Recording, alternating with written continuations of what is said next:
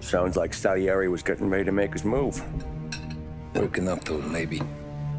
But then, Prohibition ended, and the bootlegging business got knocked on its ass. Oh, that fighting over booze meant next to nothing. It took us a few years to recover. But when we did bounce back, boy, it was something. We took what dough we had from the moonshine and Canadian whiskey and invested it into new records. Some of them even legal. Construction, restaurants, trucking, gambling. We branched out into everything, except peddling dope. By 35, things were looking up.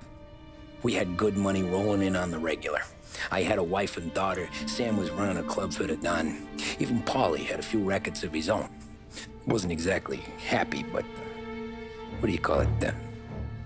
Content. Yeah, that was it.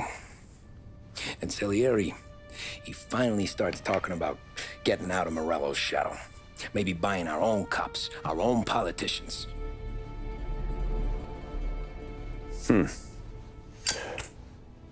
That's interesting.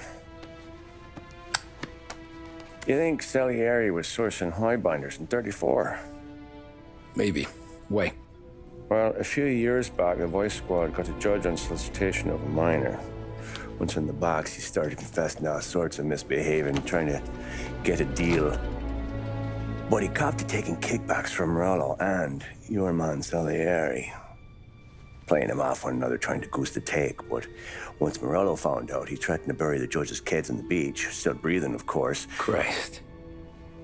That was the missing piece. How's that? Morello was always winding us up. But he never did anything that might start an all-out war. Learning Salieri was building his own bench must have finally tipped his scales. Because in 35, he hit us with both barrels.